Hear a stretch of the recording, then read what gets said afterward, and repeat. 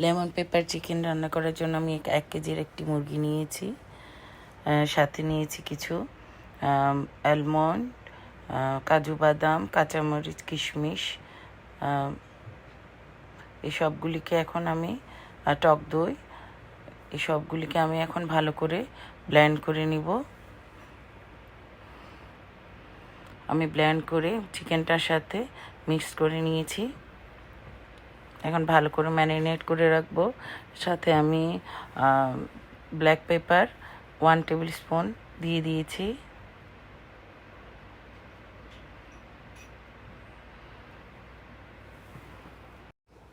সাথে স্বাদ মতো লবণ দিয়ে দিয়েছি। এখন এগুলিকে ভালো করে নেড়ে চেড়ে আমি এতে লেবুর রস দিয়ে দিব। এখানে আমি ফ্রেশ লেমন জুস দিচ্ছি, প্রায় 3 টেবিল চামচ লেবুর রস দিয়ে দিচ্ছি। কারণ এটা পেপার লেমন চিকেন, তাই এখানে লেবুর রস একটু বেশি দিতে হয়। আপনারা ফ্রেশ লেমন জুসটাই দেওয়ার চেষ্টা করবেন, তাহলে ফ্লেভারটা ভালো আসে। এখন আমি 1/2 চা চামচ আদা পেস্ট, 1/2 চা চামচ রসুন পেস্ট দিয়ে দিলাম। এই রান্নাটায় খুব কমই মশলা লাগে এবং একবারেই যা দিব পেস্ট মশলা, বাস। এখানে জিরা ধনিয়া লাগবে না, গুঁড়া লাগবে না। তো এখন আমি এই মিশ্রণটাকে ভালো করে ম্যারিনেট করে ঢেকে রেখে দিব 1 ঘন্টার জন্য। আধা ঘন্টাও মিনিমাম আধা ঘন্টা রাখলেও আপনাদের রাখতে হবে। এখন যেহেতু বেশি গরম, আপনারা অবশ্যই এটা নর্মাল ফ্রিজে রাখবেন, না হয় টেস্টটা ভালো থাকবে না। আর অবশ্যই আপনারা এই রান্নাটা একবার হলেও আমি সাজেস্ট করব বানিয়ে খাওয়ার জন্য। এটা খুবই একটা টেস্টি এবং মজার রান্না। আমার ঘরের সবাই অনেক পছন্দ করেছে। এখন আমি এর জন্য কয়েকটা শুকনো মশলা গোটা নিয়ে নিচ্ছি। তার জন্য আমি নিয়ে নিচ্ছি কিছু তেজপাতা, কয়েকটা এলাচ, ছোটো এলাচ, 2টা বড় এলাচ, কয়েক টুকরো দারচিনি, একটা স্টার এলাচ, লং, সাদা গোলমরিচ, সামান্য একটু জয়িত্রী আর শুকনো চিকন জিরা, এগুলি আমার লাগবে। আর গোলমরিচের গুঁড়ো। আমি একটা প্যানে তেল দিয়ে দিচ্ছি। এখানে আমি ভেজিটেবল অয়েল প্রায় 4 টেবিল স্পুন দিয়ে দিয়েছি। এখন আমি মশলাগুলি এক এক করে এই তেলের মধ্যেই ছেড়ে দেব। প্রথমে আমি তেজপাতা এবং দারচিনি দিয়ে দিচ্ছি, তারপরে বাকি মশলাটা একসাথেই দিয়ে দিব। দিয়ে আমি একটু নেড়ে চেড়ে ভেজে নেব।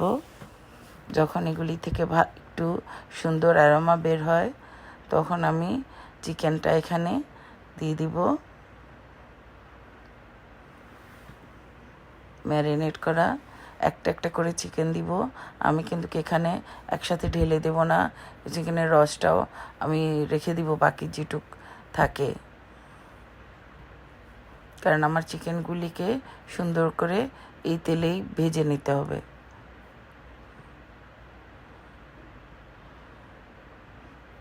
এই মশলাটা আমি রেখে দিচ্ছি, বাকিটা পরে আমি রান্নায় ইউজ করব। সুন্দর করে আমি এখন ভাজার অপেক্ষায় এক পিঠ একটু লাল লাল করে ভেজে নেব। ভেজে আমি উল্টিয়ে পাল্টিয়ে নিচ্ছি এবং উল্টিয়ে পাল্টিয়ে দেওয়ার পর এর ভিতর থেকে একটা পানি বের হবে। ওই পানিটা শুকনো পর্যন্ত আমি চিকেনটাকে ভেজে নেব। আপনারা অবশ্যই এইভাবেই চিকেনটাকে ভাজবেন এবং এভাবেই রান্না করার চেষ্টা করবেন। খুবই মজার একটা রেসিপি। আমার রান্নাগুলি যদি আপনাদের ভালো লেগে থাকে, অবশ্যই লাইক করবেন, কমেন্টস করবেন এবং শেয়ার করবেন অন্যের সাথে। আর আমার চ্যানেলটাকে যদি সাবস্ক্রাইব না করে থাকেন, অবশ্যই সাবস্ক্রাইব করে আমার পাশে থাকবেন। পাশের বেল আইকনটা টিপতে ভুলবেন না। এভাবে নেড়ে চেড়ে দেখুন ভিতর থেকে যেই পানিটা বের হয়েছে মশলা, ওই পানিটা ড্রাই হওয়া পর্যন্ত আমি ভেজে চিকেনটা কষিয়ে নিব।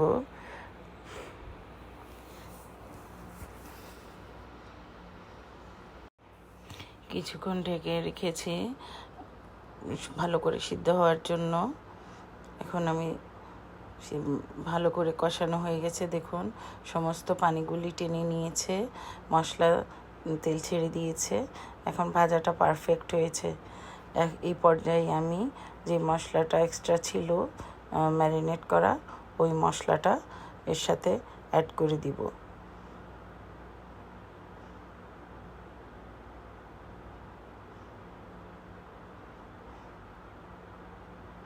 মশলার বাটি ধুয়ে সামান্য যে পানি মশলাটুকু রয়েছে ওইটুকু আমি এখানে দিয়ে দিব। এখানে আমি বাড়তি আর তেমন কোনো পানি দেব না, এই পানিটাই দিয়ে আমি বাকি রান্নাটা শেষ করব।